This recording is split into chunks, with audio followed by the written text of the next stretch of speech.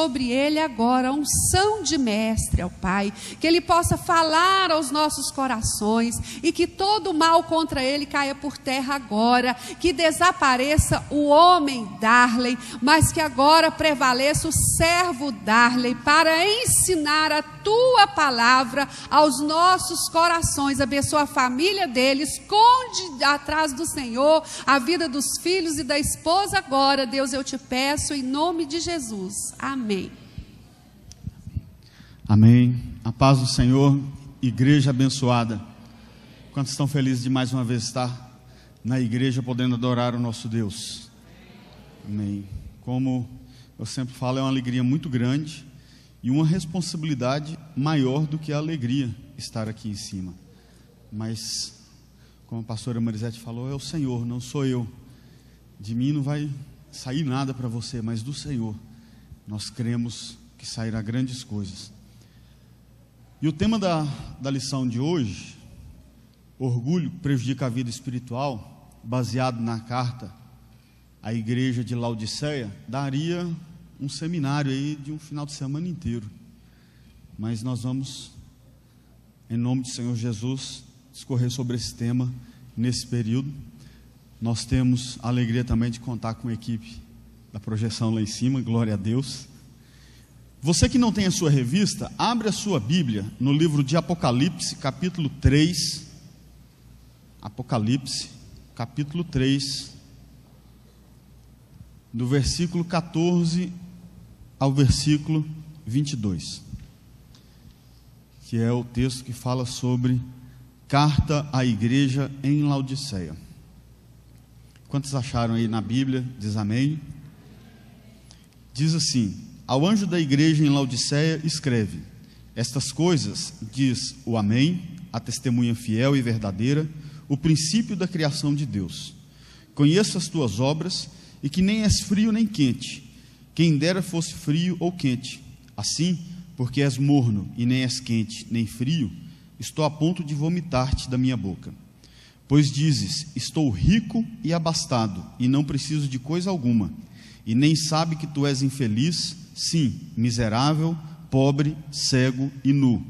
E aconselho-te que de mim compres ouro refinado pelo fogo, para te enriqueceres, vestiduras brancas para te vestires, a fim de que não seja manifesta a vergonha da tua nudez, e colírio para ungires os olhos, a fim de que vejas. Eu repreendo e disciplino a quantos amam. Sê, pois, zeloso e arrepende-te. Eis que estou à porta e bato. Se alguém ouvir a minha voz e abrir a porta, entrarei em sua casa e cearei com ele e ele comigo. Ao vencedor dar-lhe-ei sentar-se comigo no meu trono, assim como também eu venci e me sentei com meu Pai no seu trono. Quem tem ouvidos, ouça o que o Espírito diz às igrejas. Aleluia. Essa é a última carta às igrejas, e é a carta da igreja dos nossos dias, fazendo a comparação. E quando eu falo da igreja dos nossos dias, eu não estou especificando que essa carta é para a Catedral da Família, mas é para a igreja que nós vivemos hoje, dos dias atuais. É a igreja que verá a volta do Senhor Jesus. Mas para que a gente entenda todo esse contexto, nós precisamos também entender e conhecer alguns detalhes dessa carta, que eles não estão explícitos, eles são por trás das letras, que seriam detalhes também em relação à cidade de Laodiceia e à igreja que estava em Laodiceia. Laodiceia, ela tem a localização na Ásia Menor e hoje a região da Turquia. Ela está situada próxima às duas principais cidades comerciais, que é Colosso, que é conhecida pelas suas águas frias, água boa de se beber, água refrescante, e também perto de Hierápolis, conhecido por suas fontes de águas termais. Era Caldas Novas daquela época. Só que Laodiceia, pela sua localização, não tinha como extrair água. Então o que eles faziam? Eles recebiam água dessas cidades, e a distância era considerável. Então o que nós entendemos e conhecemos? Laodiceia é conhecida nessa carta por sua igreja morna, que causou enjoo no Senhor Jesus Cristo.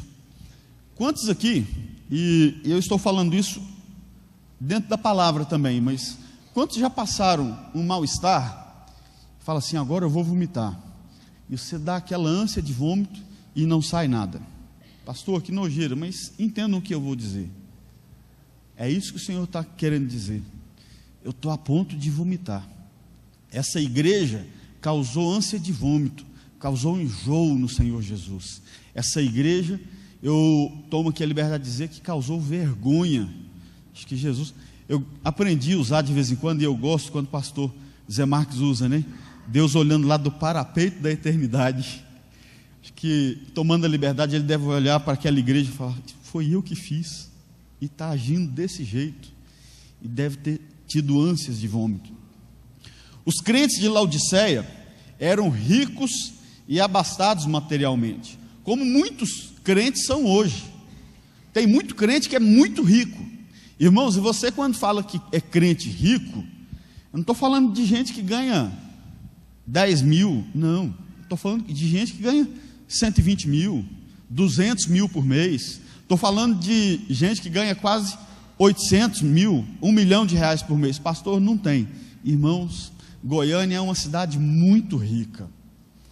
Eu lembro quando nós estávamos começando o programa de televisão e eu fui olhar uns móveis para fazer cenário, tinha falado com a pastora Cássia, e eu conheci a dona da loja e vi um sofá lindo, e perguntei para ela, nossa, mas esse sofá é muito bonito, qual o custo dele? E já tinha lá, vendido.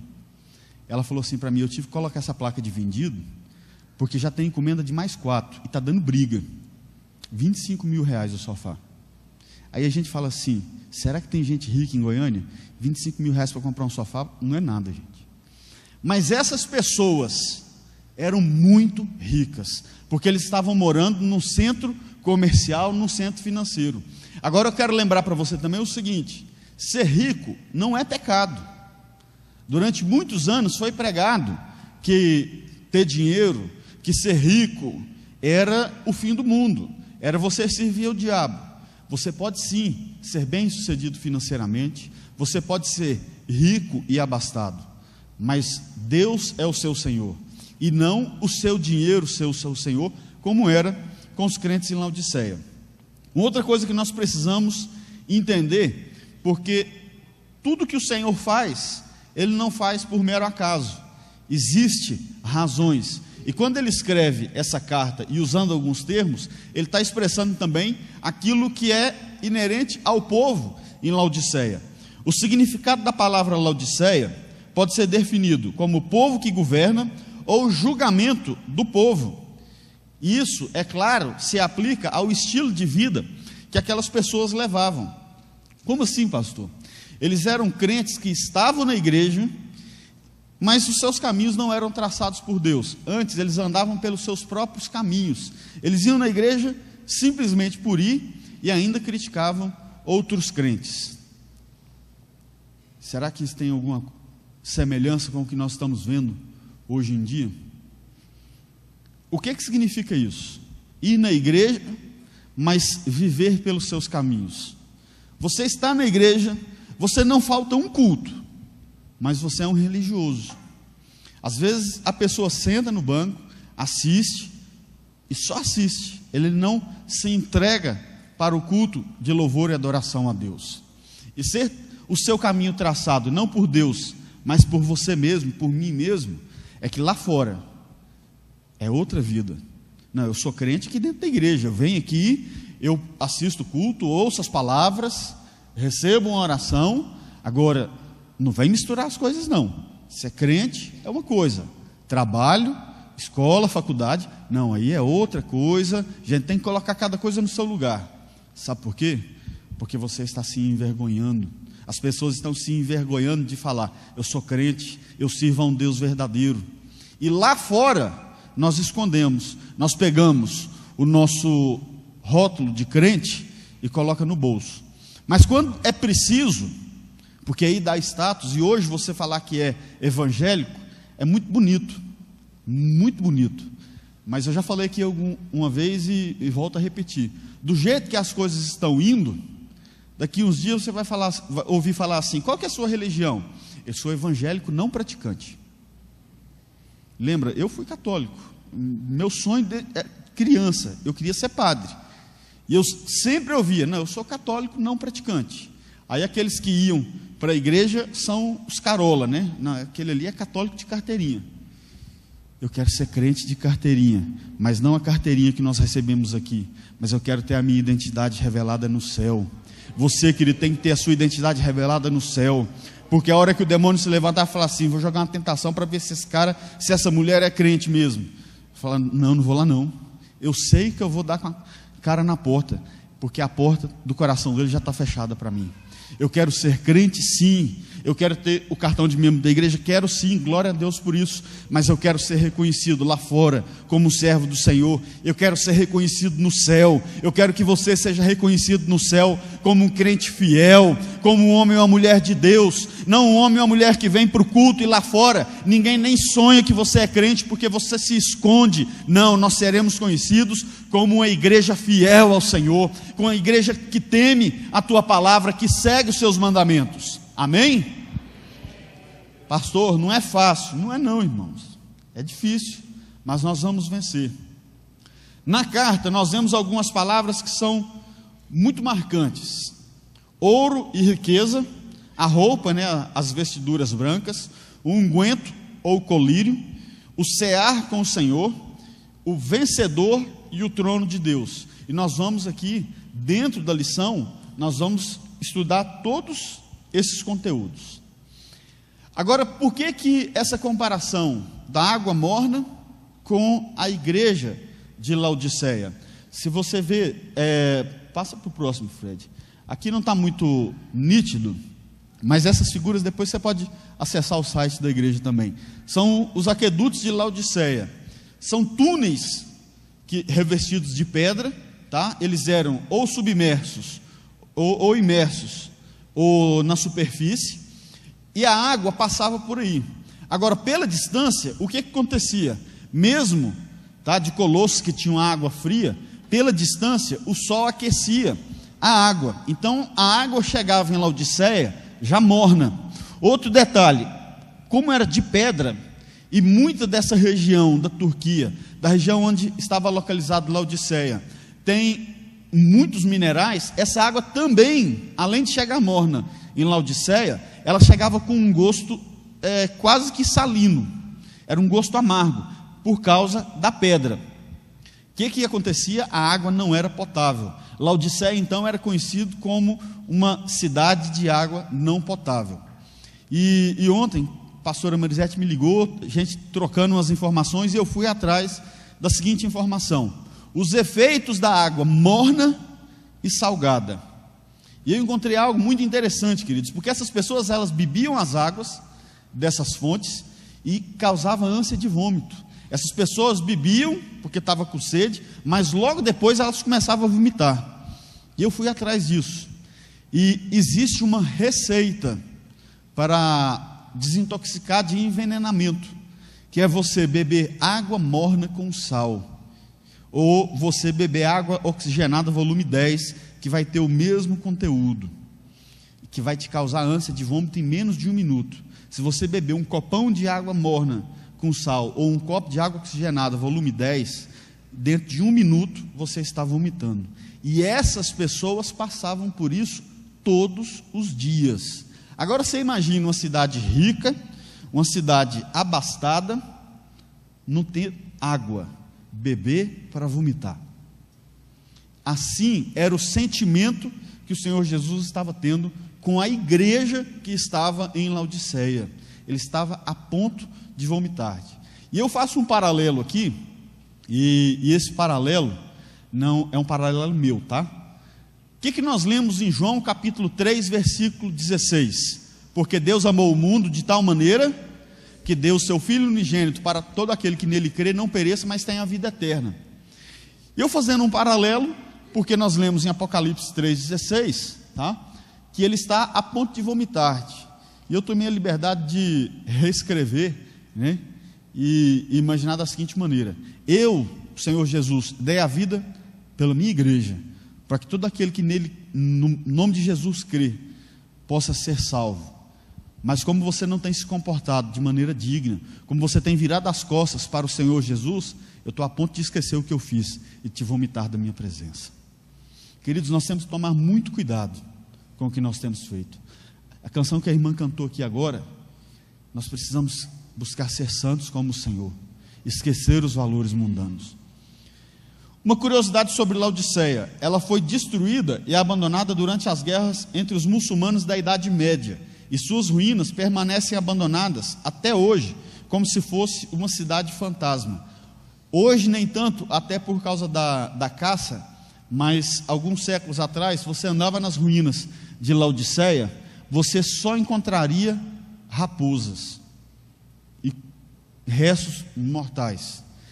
Hoje, se você vai na região da Turquia, aonde era localizada a cidade de Laodiceia, você só vai encontrar pedras, e mais ao fundo, naquela foto de cima, você vê poucas construções, porque até hoje não se tem condições de ter água com qualidade. E o que o Senhor falou para mim e para você? Que do nosso interior fluirão rios de água viva. O Senhor deixa claro que Ele é a fonte de água. Quem beber da água que Ele oferece, jamais terá sede. Mas quem bebe da água de Laodiceia, sempre vai ter sede e sempre vai passar mal. Então, queridos, eu quero dar um alerta para você, que serve para mim também. Jamais bebamos figurativamente da água de Laodiceia. Vamos beber da água viva do Senhor Jesus, que essa água não vai nos fazer mal. A água que o Senhor Jesus oferece para mim e para você, ela é uma água revitalizadora, é uma água vivificadora, é ela que nos dá vida, é ela que nos santifica, é ela que cura e limpa o nosso interior. E quando nós bebemos dessa água, que é a fonte de Jesus Cristo, nós temos a certeza de não apenas não sentirmos mais sede, mas de sermos completamente restaurados, e certeza da salvação, e de estarmos reinando com Ele em glória e majestade na eternidade. A igreja é comparada com a igreja de nossos dias. Nas outras 6 cartas, é mencionado características que a cada carta que Jesus manda ser escrito, ele faz algumas características. Vamos ver aqui algumas dessas características, que ele começa falando de Éfeso. Indica a sua forte presença e poder na era apostólica. Esmirna está vivo para sempre, como aqueles que morrem por ele. Pérgamo, pronto a exercer julgamento para uma igreja corrupta. Tiatira vê os pecados escondidos e esmaga a iniquidade em juízo. A igreja em Sardes é capaz de sacudir, restaurar e vivificar a igreja morta. E Filadélfia tem autoridade para manter a porta do reino de Deus aberta. Essas 6 cartas, nós vemos características da ação do Senhor que estavam sendo refletidas nas igrejas dessa cidade. Agora, quando nós lemos a carta escrita à igreja em Laodiceia, nós não encontramos ali uma característica específica da ação do Senhor sendo comparada com a ação da igreja. Pelo contrário, quando nós lemos a carta, nós temos algumas características. Vamos ver quais são. Pode passar aí para o próximo. Ele começa falando o amém, a testemunha fiel e verdadeira e o princípio da criação de Deus. O amém significa que ele é a palavra final, a autoridade absoluta. Agora, entenda o seguinte: a palavra amém, quando ela é usada no começo de uma frase, de uma oração, ela está dizendo certamente, ou seja, é certo que isso vai acontecer. E quando ela é usada no final, ela é especificamente assim seja, ou seja, que se faça como foi dito. Jesus é a palavra final, Jesus tem a palavra final. Não adianta os crentes em Laodiceia, ou os crentes da Laodiceia de hoje, falar: não, eu estou vivendo uma vida desregrada, mas o juízo final está longe. Queridos, o microfone pode cair no chão aqui. Se o microfone cair no chão e eu subir, eu quero ver todo mundo lá, na glória, amém? Existe um vídeo interessante que o pastor pregando e de repente, pum, microfone cai no chão. E ficam alguns dentro da igreja.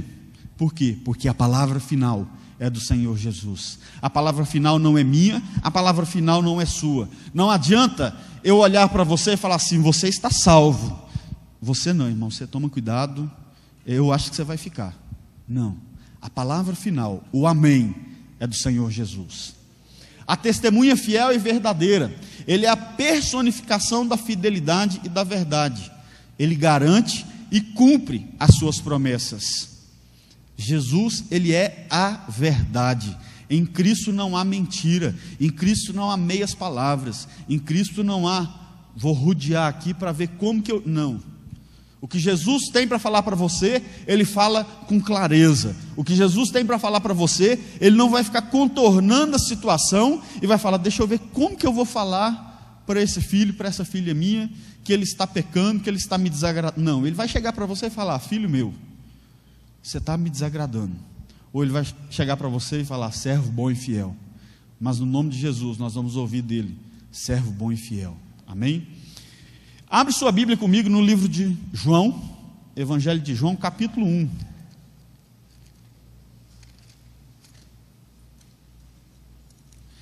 Esse texto de João, capítulo 1, versículo de 1 a 5, queridos. Cadê o Jomar? Está aí, Jomar? O Jomar talvez vai lembrar de 25 anos atrás, nós fizemos uma peça de teatro, o Advento, e eu memorizei esses versículos. No princípio era o Verbo, e o Verbo estava com Deus, e o Verbo era Deus. Ele estava no princípio com Deus. Todas as coisas foram feitas por intermédio dele, e sem ele nada do que foi feito se fez. A vida estava nele, e a vida era a luz dos homens. A luz resplandece nas trevas, e as trevas não prevaleceram contra ela. Então, quando fala o princípio da criação de Deus, não está falando que Jesus foi o primeiro a ser criado, porque Jesus, ele não foi criado, ele é o Criador, mas é porque ele estava no princípio. Tudo que foi feito por meio dele. Tudo que foi feito pela palavra dele. Como eu disse, a palavra final é de Jesus, assim como a palavra inicial, haja luz e houve luz. A palavra da criação veio de Jesus. Ele estava no momento, ele estava vendo cada coisa sendo criada, assim como ele vai estar no final, recebendo a mim e a você. Assim como a palavra dele foi a palavra criadora, a palavra de julgamento, a palavra de recepção e boas-vindas nas regiões celestes para mim e para você, será dele. A palavra de boas-vindas nas regiões celestes será do Senhor Jesus, falando: vinde benditos de meu Pai. E é isso que nós devemos buscar. Pastor, mas eu tenho que ganhar dinheiro, eu tenho que trabalhar, eu tenho esposa, eu tenho filhos para sustentar, eu tenho parcela de casa para pagar, eu tenho parcela de carro para pagar. Queridos, nós temos sim que trabalhar, mas esses valores são muito pequenos perto do que Jesus tem para nos dar. Esses valores são insignificantes. Nós não podemos de maneira alguma desprezar o nosso trabalho, nós não podemos de maneira alguma desprezar as nossas necessidades financeiras, as nossas necessidades como marido, como família, mas também nós não podemos deixar com que elas sejam prioridades na nossa vida acima do Senhor Jesus. Antes, nos convém adorarmos ao Senhor Jesus, servirmos a Deus na igreja, fora da igreja, na nossa casa. Antes nos convém darmos bom testemunho da palavra de Deus que é ministrada na nossa vida. Porque se você fala assim: não, eu estou na igreja, agora lá no meu negócio, pastor, só tem eu de crente, eu estou com 10 empresários, todo mundo bebe, eu vou beber uma cervejinha com eles só para fechar o negócio. Isso, irmão, chama mesmo o diabo para sentar na mesa e fechar o negócio com você. Você não precisa disso. Pastor, eu trabalho com um grupo de pessoas, e quando nós fazemos reunião, vem gente do Brasil inteiro, então eu preciso levar eles para uma boate. Isso, irmão, pega o diabo e leva com você para a boate mesmo, porque Deus não vai lá com você não.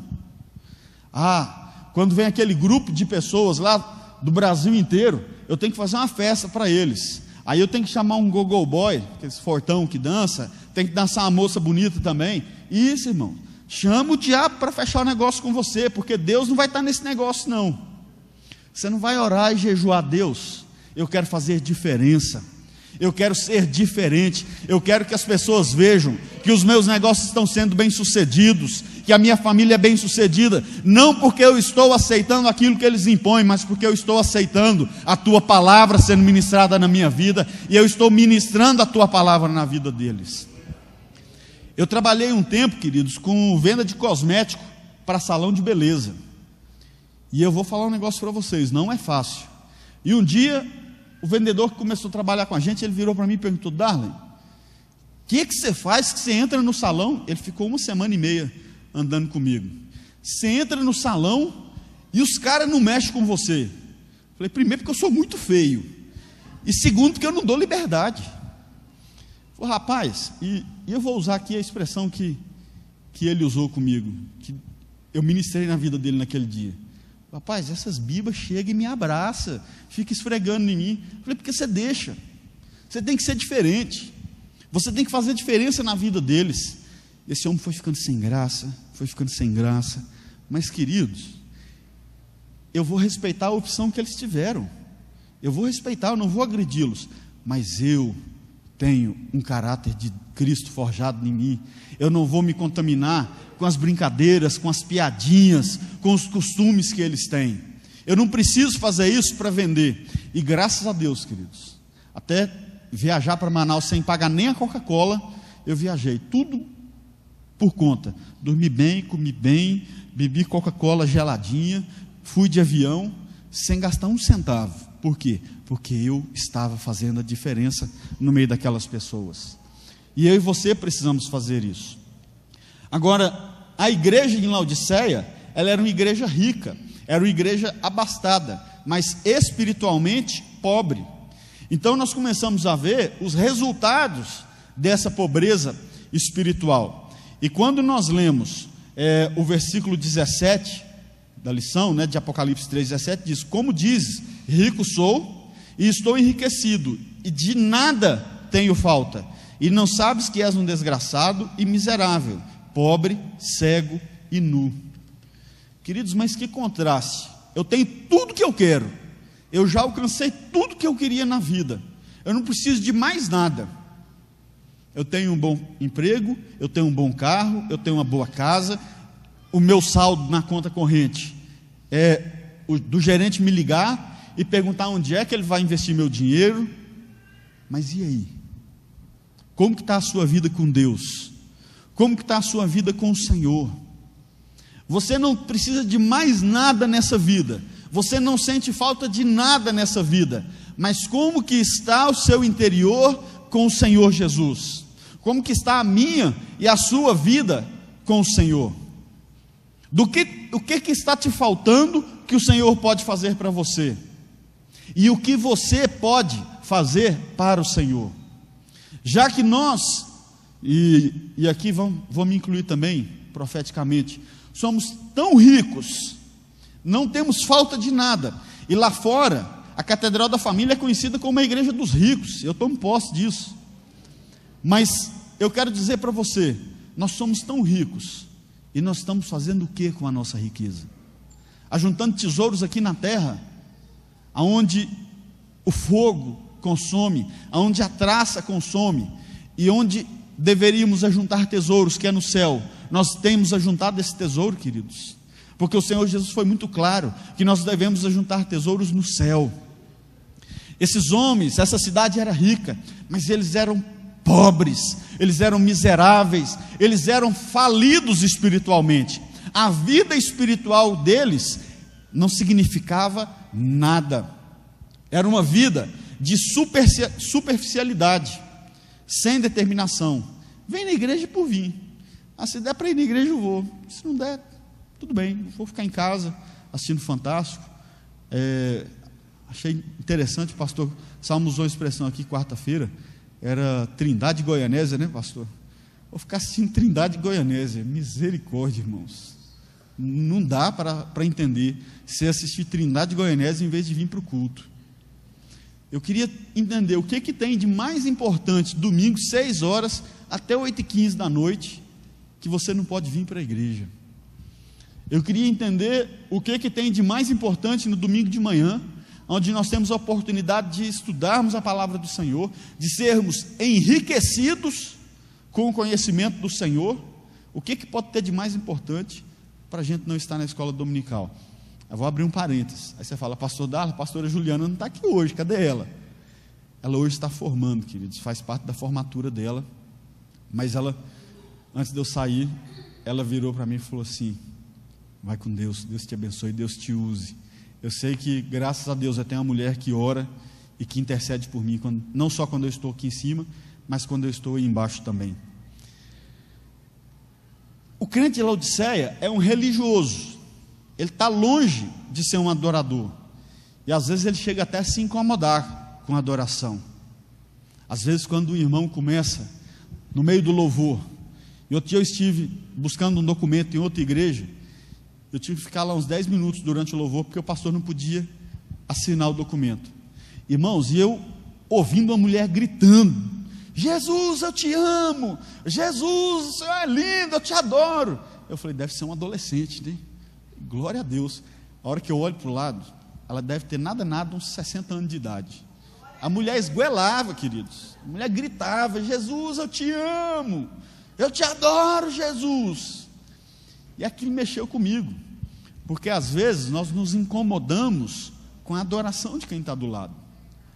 E essa é uma característica, né, do crente de Laodiceia. Eu vou para a igreja, mas tem que ter horário. Nossa, mas para que aquele irmão está fazendo daquele jeito? Para que levantar as mãos? Para que chorar desse jeito? Aí começa a criticar, né? Deve estar em pecado, né? Porque para chorar desse jeito, com uma música dessa, só porque está cantando uma nova história, o cara está chorando. Você deve estar num pecado. Não vai lavar essa língua não, irmão, para você ver. Preocupa demais com a aparência, né? Não posso levantar não, porque senão vai tirar minha camisa do lugar. Se eu abraçar demais o irmão, vai amarrotar minha camisa, minha gravata.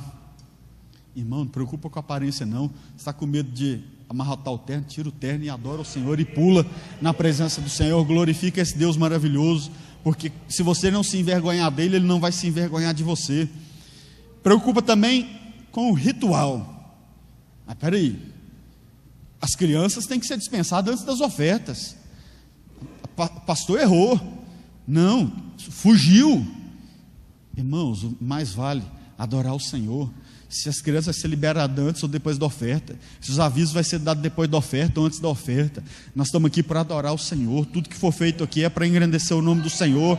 Tudo que está sendo feito aqui é para adorar o nosso Deus, é para trazer bênção para mim e para você. Tudo que é feito aqui é para ministrar a palavra de Deus na sua vida. Ah, mas avisos, o que tem aviso, irmão? Aviso é bênção. Aviso está te falando: olha, além desse culto aqui, vai ter uma programação abençoada. Além desse culto aqui, a igreja tem uma atividade para te abençoar, para abençoar a sua família. Ah, mas eu gasto tempo demais na igreja, pastor. Não gasta não, queridos. Nós gastamos tempo de menos na presença de Deus. Nós gastamos tempo demais com coisas que não nos vão levar a nada, e nós gastamos muito pouco tempo para Deus.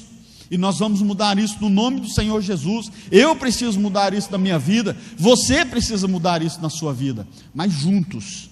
Não adianta eu pensar que sozinho eu vou mudar, porque o crente que está nessa posição, que acha que tem tudo que quer, que não precisa de mais nada, ele está esquecendo que está faltando para ele o mais importante: a presença de Deus em sua vida. Está faltando a chama do Espírito Santo. Está faltando, sabe o que na sua vida? Não, pastor, mas eu tenho tudo o que eu quero.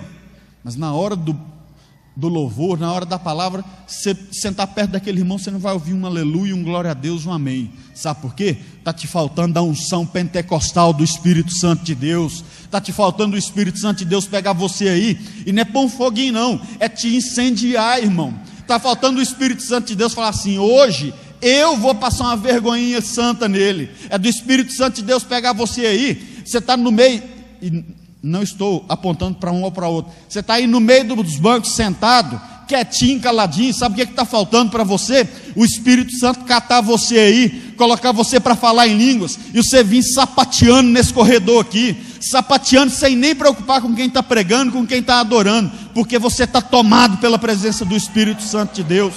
Quantas e quantas vezes nós tivemos ministrações de louvor aqui, eu comentei, se fosse uma igrejinha desse tamanhozinho, lá no interior, lá na Ripimboca, já tinha uns 3 sapateando no corredor.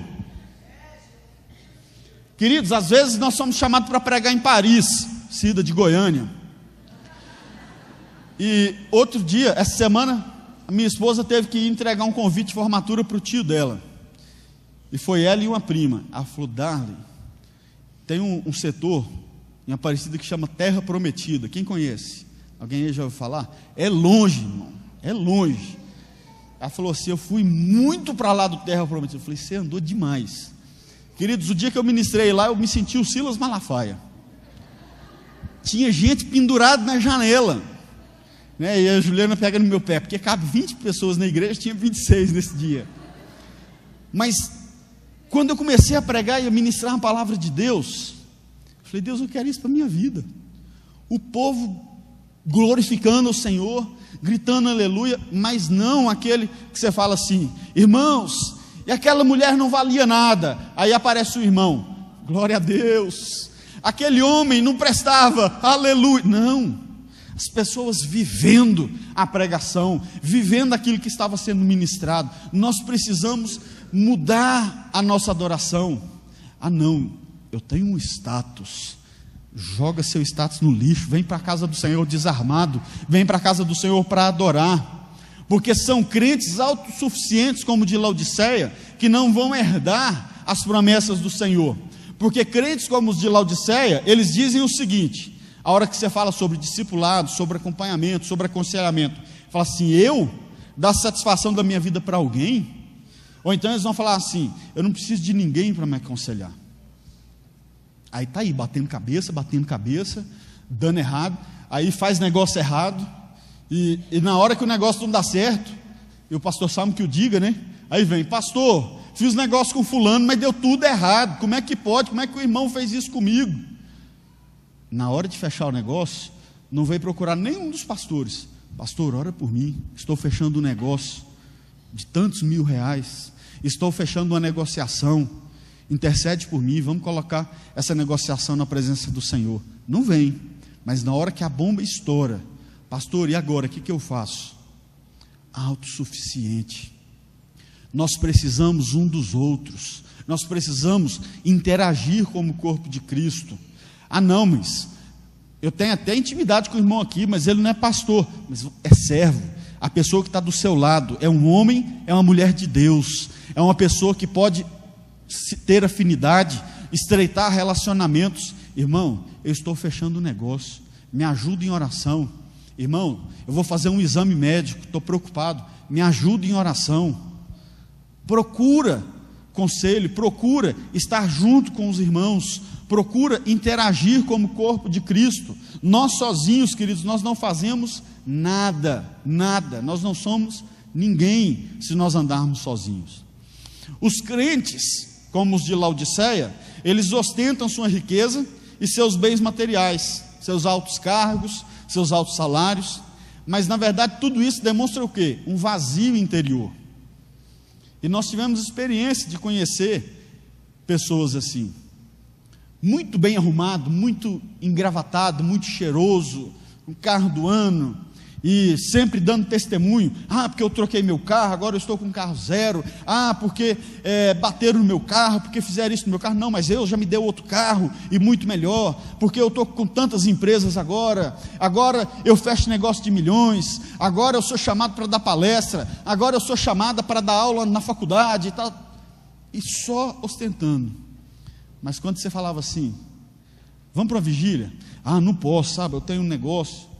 Vamos para o culto? Ah, não dá, porque justamente no horário do culto eu tenho uma reunião de negócios, justamente no horário do culto eu tenho um jantar de negócios, não posso porque eu tenho uma aula extra para dar no dia desse culto. Sabe por que isso, queridos? Está um oco no seu interior.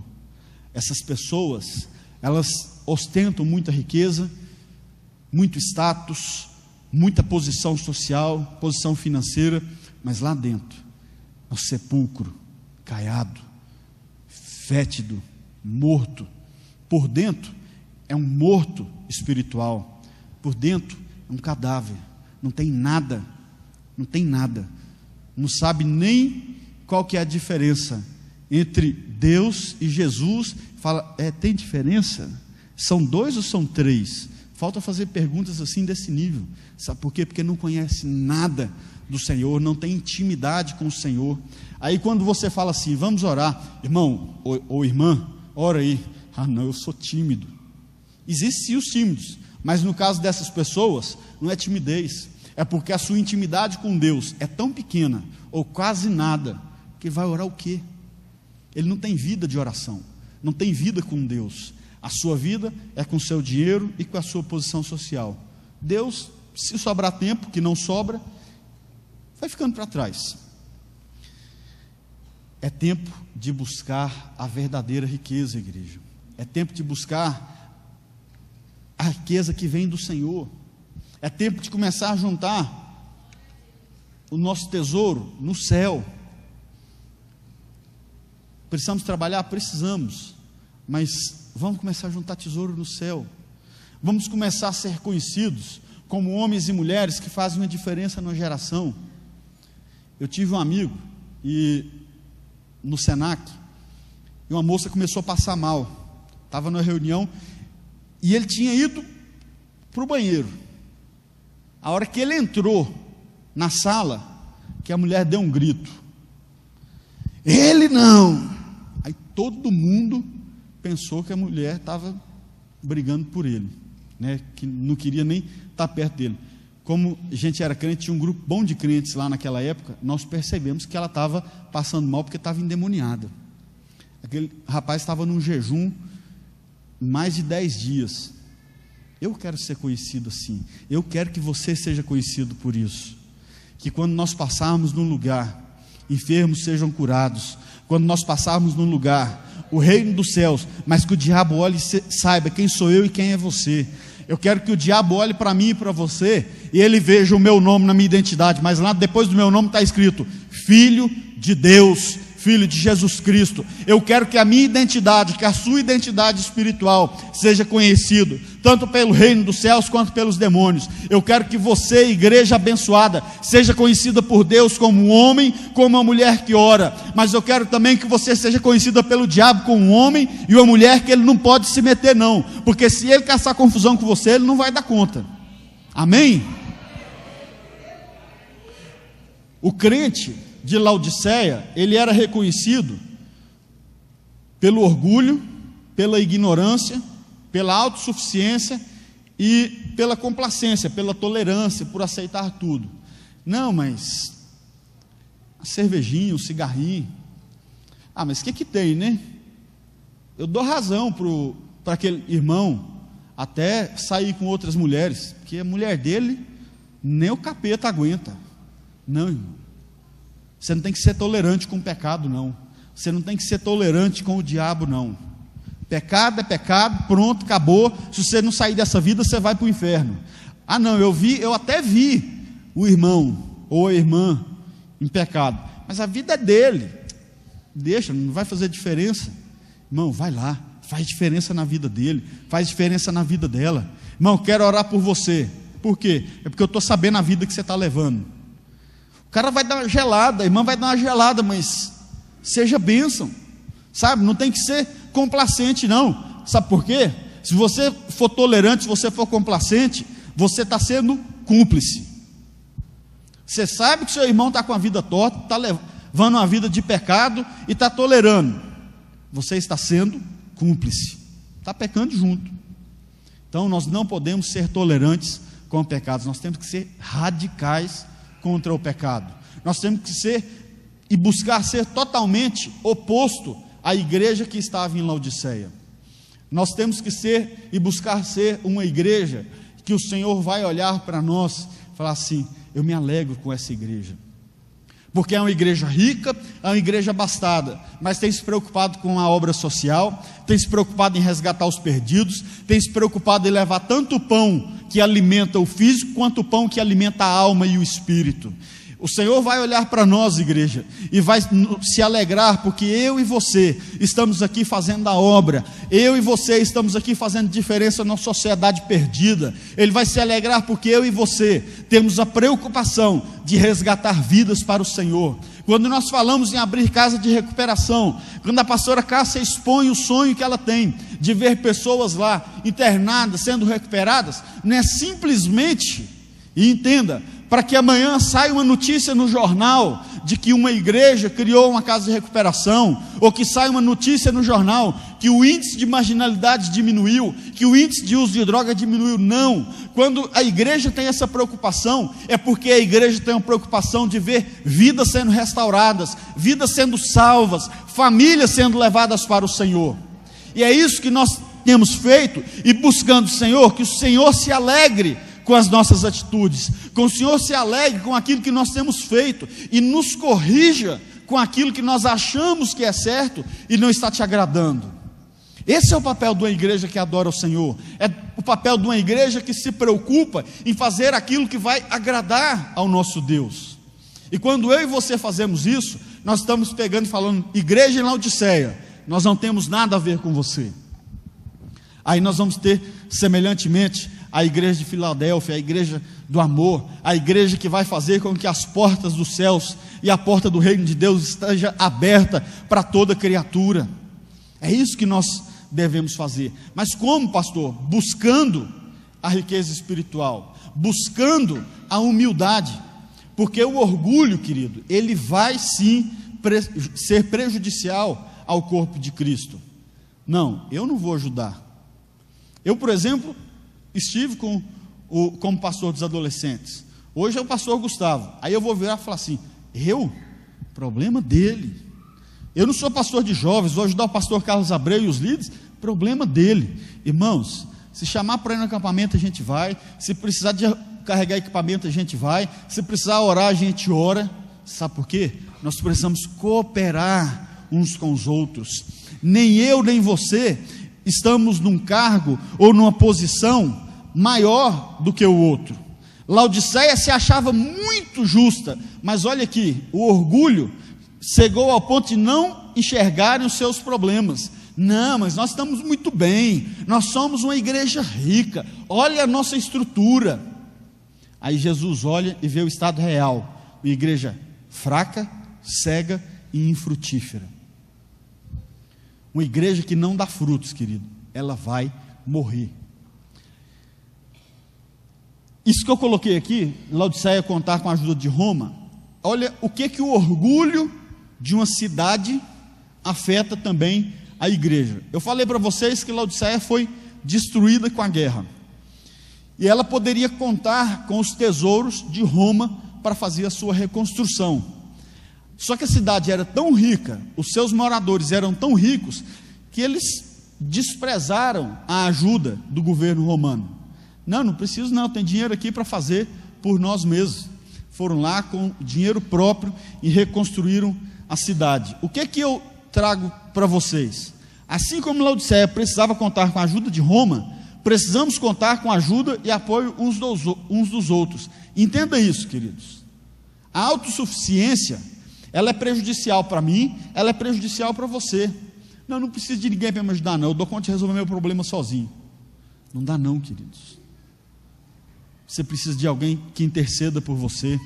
Você precisa de alguém que esteja do seu lado orando, que apresente a sua petição diante do sumo sacerdote, diante do juiz sem corrupção.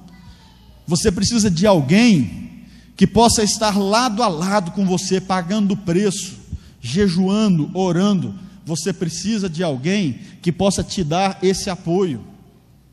Pastor, eu sou líder de ministério, olha que vergonha se eu pedir oração. Irmão, você não está numa posição maior do que a de ninguém, ou você também não está na posição menor do que a de ninguém. Nós estamos no lugar do corpo de Cristo, que Jesus sabe que nós estamos preparados para ocupar. Mas eu quero te dizer uma coisa: hoje eu estou preparado, você está preparado para o exercício do ministério, mas começa a se achar, deixa o pastor Darley começar a se achar. Não, eu sou líder do ministério de homens, aleluia. deixa eu começar a me achar de novo. Sabe o que Deus vai fazer? Agora você fica de lado que eu vou pôr outro no seu lugar.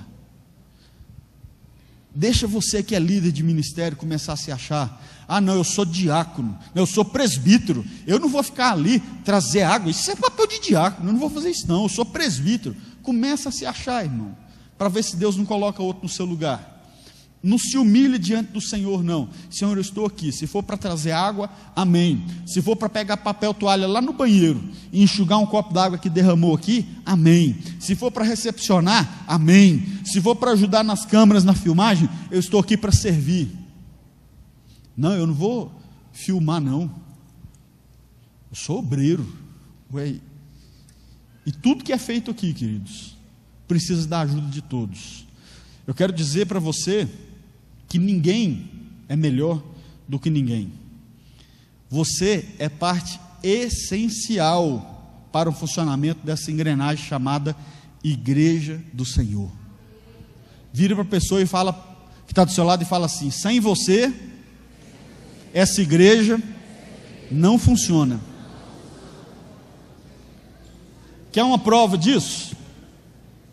Se você não estivesse aqui hoje, se nós não estivéssemos aqui hoje, precisaria de eu estar aqui em cima? Não. Se nós não estivéssemos aqui hoje, precisaria da equipe de louvor aqui? Não. Nós completamos essa engrenagem chamada Igreja do Senhor. Querido, quando você não vem no culto, quando você não adora a Deus, sabe o que acontece? Você faz falta. Você é importante. Não, eu não vou não, ninguém vai nem perceber que eu não fui no culto. E aqui em cima a gente percebe mesmo, viu, pastor Salmo? Eu fico pensando como o pastor Salmo sabe que o irmão não estava no culto, mas o último irmão que está lá, eu olhando aqui, parece que está tão perto, queridos. Então quando você não está no culto, você faz falta. Seja você, e não estou te menosprezando, apenas um membro que chegou há uma semana na igreja, seja você um obreiro, um pastor, quando você não está nessa engrenagem, você faz falta. E se você for tirado, essa engrenagem vai começar a falhar. E se tirar mais uma, vai falhar. Sabe por quê? Cada um de nós tem uma função específica no corpo de Cristo, e ninguém é independente. Se você arrancar o seu dedão, ele vai te fazer falta. Se você arrancar o seu dedinho, para alguns vai fazer muita falta, mas se você arrancar ele e deixar ele quietinho lá, ele vai morrer, ele vai apodrecer, ele vai secar, e para nada vai servir. Você, pedaço do corpo de Cristo, fora do corpo de Cristo, você não é nada. Você é importante aqui, na casa do Senhor, no corpo de Cristo. Você é parte essencial, amém? Fala assim: eu sei do meu valor, e a partir de hoje, eu vou começar a buscar as riquezas de Deus. Vamos ler o versículo 18 de Apocalipse 3, aí na sua revista ou na sua Bíblia. Queridos, eu estou seguindo a revista, tá? Eu só não estou falando os pontos, mas se você estiver atento, você vai ver que eu estou na revista. Versículo 18 diz o seguinte: aconselho-te que de mim compre ouro provado no fogo, para que te enriqueças, e vestidos brancos para que te vistas, e não apareça a vergonha da tua nudez, e que unja os teus olhos com colírio, para que vejas. Tem alguns pontos aqui, e nós vamos entender. Primeira coisa que o Senhor fala para que aquela igreja, e para que nós possamos adquirir do Senhor: ouro provado no fogo. O que vem a ser esse ouro provado, ou ouro refinado? É uma possível comparação da justiça divina, da justiça de Deus, que ela é pura, ela não tem divisão, ela não tem meio termo. A justiça de Deus, ela não favorece a um, desfavorece um para favorecer a outro. Não, ela é pura, ela é impecável, ela é sem corrupção. E você adquire a justiça de Deus, você alcança a justiça de Deus para a sua vida, sem pagar dinheiro algum. Ela é adquirida, ela é comprada sem dinheiro e sem preço. No livro de 1 Pedro, Abre sua Bíblia comigo, um pouco antes de Apocalipse, livro de 1 Pedro, capítulo 1, versículo 7.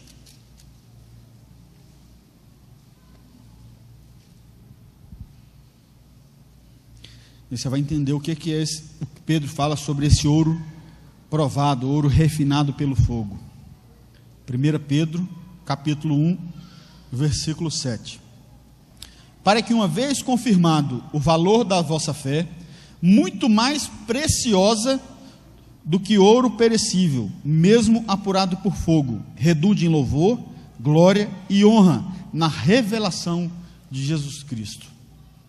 A comparação que ele fala do ouro refinado, que é muito menor o seu valor do que a minha fé. O que ele está falando?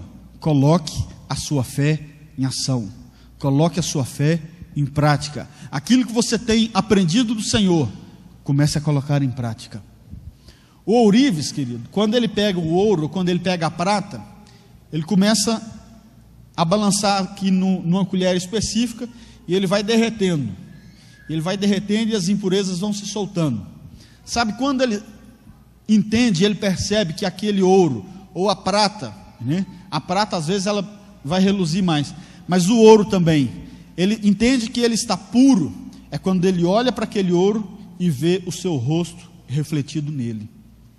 Lá no Velho Testamento, Malaquias fala sobre o purificador da prata, mas o ouro refinado, quando o ourives olha para ele e vê o seu rosto refletido, é sinal que aquele ouro está puro. Nós devemos adquirir do Senhor o ouro refinado no fogo, e nós devemos ser refinados e purificados no fogo, porque quando o Senhor olhar para mim e para você, o que ele vai conseguir ver refletido? A face de Deus, a face do Senhor Jesus. Quando nós somos purificados no fogo, o Senhor vai olhar para nós e vai ver refletido em nós a presença dEle. É isso que o Senhor quer que nós adquirimos. Uma outra coisa que o Senhor manda que nós possamos adquirir: as vestiduras brancas, que é a prática de justiça na vida diária. Vestidura branca, ela diz respeito ao comportamento que eu e você devemos ter. Vestidura branca diz respeito ao propósito de Deus, que não se tenha contaminação, assim como a veste é branca. Se você pegar e vestir uma roupa branca, você não vai tomar todo cuidado para não sujar, mas no final do dia, possivelmente, alguma poeira vai ter, mas essa poeira, ela é a poeira física. Mas aqui, das vestes brancas, ele está falando numa linguagem espiritual, queridos, da pureza espiritual, da pureza e do caráter de Cristo nas nossas vidas, sem contaminação. Não é uma vida na igreja, uma vida lá fora. A vida que eu levo aqui na igreja, eu vou levar ela lá fora, e a vida que eu levava lá no mundo, eu não vou trazer ela para a igreja, eu vou jogar ela no lixo do diabo, porque a partir de hoje eu vou vestir vestes novas. O Senhor nos dá as vestes brancas, as vestes de pureza. O Senhor nos dá a sua justiça, que nos santifica, que nos restaura, que nos vivifica. Por isso nós devemos adquirir essas vestiduras brancas. Não vai confundir aí com coisas que estão sendo feitas por aí, que você tem que vestir roupa para entrar em culto, em ritual maligno, não, hein? E ele manda também que nós possamos adquirir colírio para ungir os olhos. Agora olha que interessante, Laodiceia era conhecida não somente por ser uma cidade rica, num polo comercial, num polo financeiro, mas ela era conhecida também, primeiro, por ter uma das melhores escolas de medicina da época, por ter os melhores tratamentos oftalmológicos da época, e naquela época já tinha tratamento ocular, mas era conhecida também por produzir o melhor colírio que se produzia na época. Agora o Senhor vira para essa igreja, que está numa cidade que produz o melhor colírio que existia, e fala: vocês têm que comprar colírio de mim, para que vocês unjam os vossos olhos e tire a cegueira. Queridos, espera aí, que colírio pode ser esse? Aí eu entendo que o crente em Laodiceia deve ter falado assim: espera aí, Deus, acho que você não está entendendo não. Laodiceia produz o melhor colírio que existe na face da terra, você está falando para mim comprar outro? Sabe por quê? porque a cegueira espiritual deles estava tão grande, que eles não entenderiam que esse colírio é o que vai tirar as escamas dos nossos olhos, é o colírio que vai tirar a sujeira, e vai fazer com que eu enxergue a minha situação de pecado, a minha situação de vida errada, e comece então a olhar para o Senhor Jesus. É o colírio que, tirando as escamas dos meus olhos, vai permitir com que eu e você olhemos para o Senhor Jesus e possamos ver a face de Deus triunfante, que nós possamos ver a face do Senhor Jesus e falar assim: eu quero me parecer com o Senhor, porque Ele é santo. Então esse colírio, numa cidade como era, ele estava querendo dizer o seguinte: vocês até produzem sim o colírio, vocês até têm um bom tratamento oftalmológico, mas vocês abandonaram o médico dos médicos, vocês abandonaram aquele que tem o poder de curar, muito maior do que o que vocês têm aí pela oftalmologia. A cegueira de vocês não é somente física, a cegueira é espiritual, e vocês estão morrendo com essa cegueira espiritual e não estão percebendo. Mas eu tenho certeza que eu estou diante de uma igreja que tem os olhos abertos para o Senhor, que tem os olhos abertos para a palavra de Deus, e que não vai se deixar ficar cego, não vai se deixar cegar pelos valores do mundo, mas vai enxergar pelos valores da palavra de Deus, em nome de Jesus. E o Senhor também fala que Ele está batendo na porta, e Ele quer entrar para ceiar. A ceia do Senhor é algo maravilhoso. Ele bate, mas não força ninguém a abrir a porta.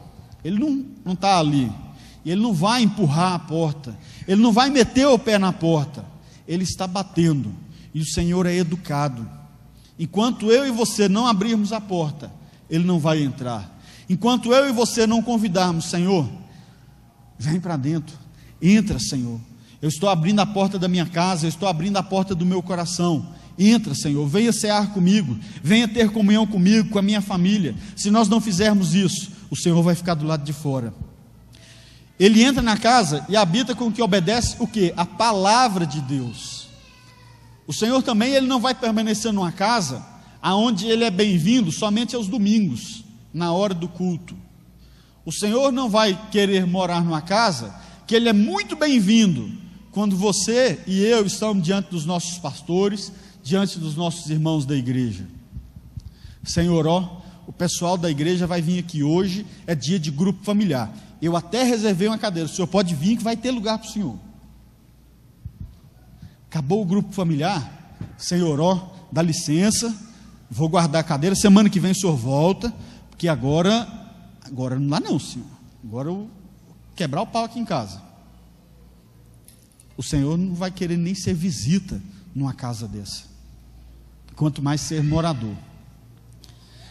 E quando Ele fala que eu estou à porta e bato, aquele que abrir, entrarei, cearei com ele e ele comigo, Ele não está chamando agora aqui somente a igreja, não, Ele está chamando indivíduo por indivíduo. Essa chamada aqui agora não é coletiva, ela é individual. Ele está chamando a mim, Ele está chamando a você. Ele está falando: fulano, ciclano, beltrano. Ele está te chamando, João, Maria, Ricardo, Pedro. Ele está chamando você pelo nome. Eu estou batendo na porta.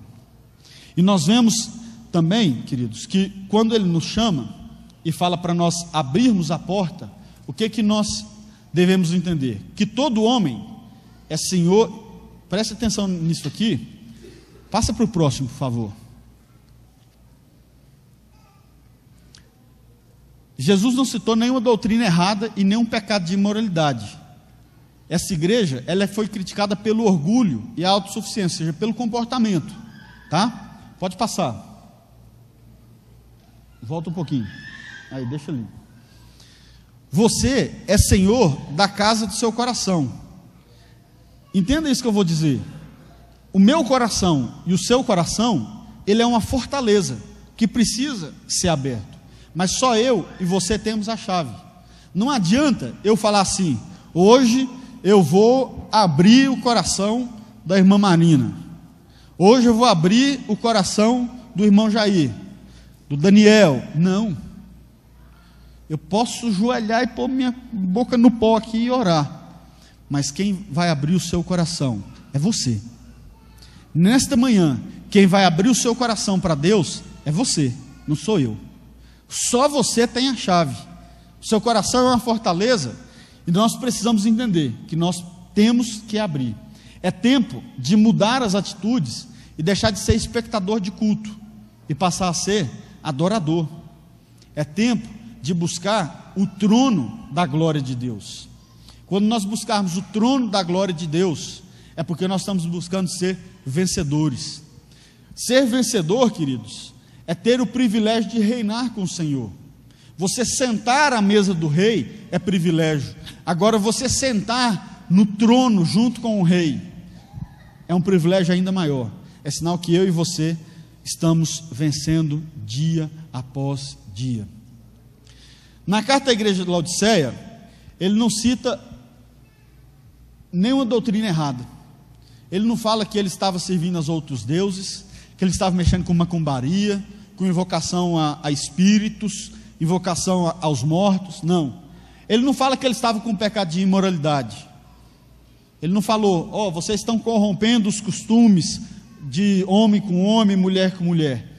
Ele fala de comportamento, mudança de atitude, mudança de caráter.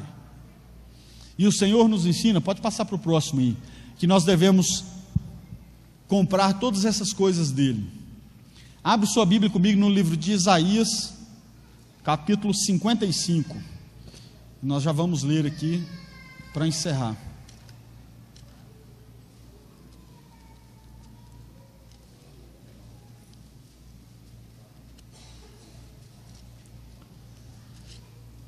Diz amém. Diz assim: a todos vós, os que tendes sede, vinde às águas, e vós, o que não tem dinheiro, vinde, comprai e comei. Sim, vinde e comprai sem dinheiro e sem preço, vinho e leite. Por que gastais o dinheiro naquilo que não é pão, e o vosso suor naquilo que não satisfaz? Ouvi-me atentamente, comei o que é bom, e vos deleitareis com finos manjares. Inclinai os ouvidos e vinde a mim. Ouvi, e a vossa alma viverá, porque convosco farei uma aliança perpétua, que consiste nas fiéis misericórdias prometidas a Davi. Eu te dei por testemunho aos povos, como príncipe e governador dos povos. Eis que chamarás a uma nação que não conheces, e uma nação que nunca te conheceu correrá para junto de ti, por amor do Senhor teu Deus e do Santo de Israel, porque esse te glorificou. Versículo 6: buscai o Senhor enquanto se pode achar, invocai-o enquanto está perto. Deixe o perverso o seu caminho, o iníquo os seus pensamentos. Converta-se ao Senhor, que se compadecerá dele, e volte-se para o nosso Deus, porque é rico em perdoar. Porque os seus pensamentos não são os vossos pensamentos, nem os vossos caminhos os meus caminhos, diz o Senhor. Porque assim como os céus são mais altos do que a terra, assim são os meus caminhos mais altos do que os vossos caminhos, e os meus pensamentos mais altos do que os vossos pensamentos. Em Apocalipse, ele fala que nós devemos comprar ouro refinado, que nós devemos comprar vestiduras brancas, que nós devemos comprar o óleo, o colírio para ungir os nossos olhos. Aqui em Isaías ele foi muito claro: comprai sem dinheiro e sem preço. Pastor, como que eu vou comprar isso hoje? Eu quero dizer para você, queridos, eu não sei como que você chegou, eu não sei qual o problema que você está enfrentando, eu não sei qual o tipo de vida que você tem levado, mas nós vimos algumas coisas aqui que nós devemos tirar das nossas vidas. De repente você tem levado uma vida de autossuficiência, de achar que pode tudo e todas as coisas. De repente você tem levado aí uma vida, não vou compartilhar nada com ninguém, ninguém tem nada a ver com isso, e está batendo cabeça, está sofrendo, está, como se diz, dando murro em ponta de faca, e nada na sua vida resolve com facilidade. Às vezes você fala assim: agora vai. A hora que você está, como se diz, com a bola para fazer o gol, o juiz marca impedimento para você. Sabe por quê? Talvez porque você esteja fazendo sozinho, ou porque você esteja querendo fazer não para glorificar o nome do Senhor Jesus, ou porque você está fazendo não apenas sozinho, em contar com a ajuda de um irmão, mas porque está fazendo sozinho, porque não quer contar nem com a ajuda de Deus. Pastor, eu até queria contar com a ajuda de Deus, mas eu não consigo. A hora que eu penso em falar para Ele, não me vem as palavras na boca. Mas antes que as palavras te viessem à boca, Ele já sabe o que você precisa. Vinde e comprai, sem dinheiro e sem preço. E Ele ainda diz: buscai o Senhor enquanto se pode achar, invocai-o enquanto está perto. Queridos, hoje é a oportunidade que eu e você temos de buscar ao Senhor, porque Ele está perto. Nós ainda podemos achar ao Senhor. Não deixe para buscar ao Senhor quando Ele sentir ânsia de vômito e querer te lançar fora. Não, é hoje, é hoje. Não, pastor, amanhã eu busco, porque hoje eu não estou muito bem. É hoje, queridos, é hoje. Se você está bem, é hoje. Se você não está muito bem, é mais hoje então. E Ele fala: converta-se ao Senhor, que compadecerá dele. Se você se entregar ao Senhor nesta manhã, pastor, mas eu já sou crente, se entregue a Ele, querido. Ele compadecerá de você e de mim. Vamos voltar para o nosso Deus, porque Ele é rico em perdoar. Pastor, eu tenho realmente levado uma vida igual os crentes de Laodiceia. É tempo de voltar para o nosso Deus, amém, igreja? É tempo de voltar para o Senhor. Essa semana eu pude atender uma irmã que nós há muito tempo atendemos, e quando ela chegou aqui na igreja, ela não estava bem, e eu fiquei tão feliz quando ela veio essa semana e falou assim: eu quero voltar para a igreja. Eu falei: glória a Deus, porque você está voltando para a casa do Pai. É tempo de voltarmos para o nosso Deus, amém, queridos? E eu não posso deixar de te perguntar se no nosso meio, primeiro, se tem alguém que nunca falou assim: Deus, eu quero entregar minha vida para o Senhor, eu quero viver mais perto de Ti, Senhor, eu preciso do Senhor. Se você nunca experimentou fazer isso, você quer falar para Deus: Deus, eu preciso da sua ajuda, eu queria que você fizesse um sinal com a mão. Se tem, levanta a mão, porque hoje é o dia que o Senhor está te chamando para perto. Amém. Faz assim, eu quero ver. Aleluia. Mas de repente você está levando uma vida aí desregrada, uma vida, como se diz, não, de repente até não muito torta, mas você fala: pastor, eu estou pertinho dos irmãos de Laodiceia. Eu queria que você ficasse de pé e viesse aqui na frente, porque eu quero orar por você. Pastor, se eu for, eu vou passar vergonha. Não, porque a palavra de Deus nos diz que compadecerá dele, ou seja, o Senhor vai depositar amor na sua vida. Você que ficou de pé, eu quero te convidar aqui na frente. Nós queremos orar por você. Tome um passo de fé, um passo de coragem. Venha adquirir no Senhor o ouro refinado, sem preço, sem valor, sem dinheiro. Venha adquirir do Senhor o melhor. Aleluia, aleluia, glória a Deus. Mais alguém, queridos? É hoje, não deixa para amanhã. Aleluia. Tome esse passo de coragem, levante do seu lugar. Fale: eu não vou me preocupar mais com as aparências. Agora eu quero saber do Senhor. Eu quero saber o que o Senhor pensa de mim, não o que as pessoas pensam de mim. Aleluia. Vamos ficar todos de pé. De repente você está aí do lado de alguém que está: não sei se eu vou, se eu não vou. Seja um companheiro, seja alguém que esteja apoiando. Aleluia. Mais uma irmã, glória a Deus. Glória a Deus. Aleluia. É dia de comprarmos do Senhor ouro sem preço e sem valor. Aleluia. Estenda suas mãos para cá. Vamos orar por essas irmãs, por esses irmãos que estão aqui na frente. Pai, no nome do Senhor Jesus, nós queremos te agradecer por esta manhã, pela tua igreja, em específico, ó Deus, por essas pessoas que estão aqui à frente, Senhor, que atenderam ao chamado do Senhor, Senhor, que estão aqui para receber do Senhor o ouro refinado, vestiduras brancas, a unção do Senhor, a unção que não se paga, sem preço, sem valor, para receber do Senhor o amor que vem da tua glória, da tua presença. No nome do Senhor Jesus, Deus, leva eles a um novo nível de intimidade com o Senhor, leva eles a um novo nível de te conhecer, de vida com o Senhor, ó Pai.